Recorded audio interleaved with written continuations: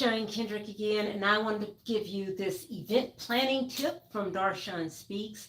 I'm going to start doing more of these lives whenever I come up with an event planning tip or a business consulting tip or strategic coaching tip. So make sure you subscribe to this channel and click on the button so you can get all my notifications as they come up. Darshun Speaks is my strategic advisory firm, and we help people who want to get things done actually get things done through strategic action. So we solve that problem of taking your vision into reality. So I want to talk about event planning, which is one of the services that we offer, and we're very, very good about helping you plan that perfect event, taking that vision and turning it into everything that you could possibly want so that your clients and your customer base and your sponsors and your vendors have an amazing time and want to work with you and attend your events in the future. So my tip for today is very simple, and it is this: start early. No matter when your event is, always start earlier than you expect. And in things, that means in your planning, where all you need to do is actually have the event earlier than normal. Usually I take about 1 week. So I want to give you 3 tips. The first one is to set a deadline for when you are finally done planning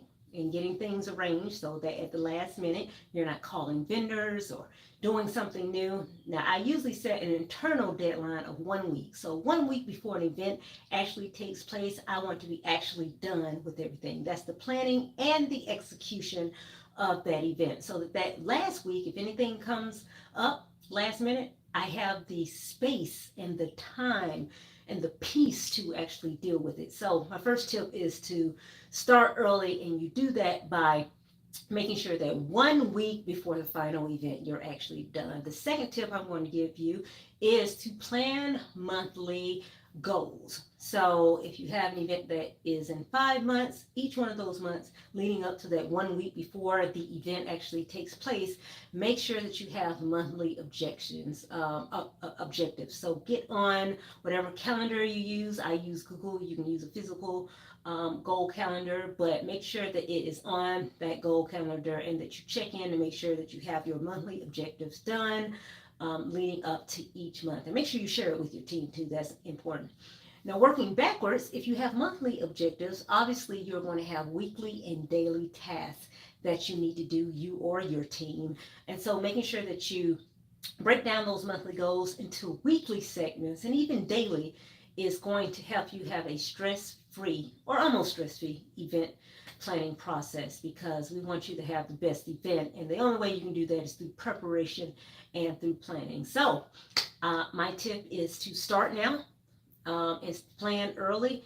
Remember Murphy's Law, which says if anything can go wrong, it absolutely will. And this is particularly true with event planning. So I hope that those tips have been helpful. So if you have an event that you want to do, start planning now. It's never too early, as I say, never too early. Get you a good plan together on monthly goals, weekly objectives, check in with your team, and make sure that you are actually done with executing the things for the event 1 week ahead of the actual event. I think you will find that that tip is very, very useful to you.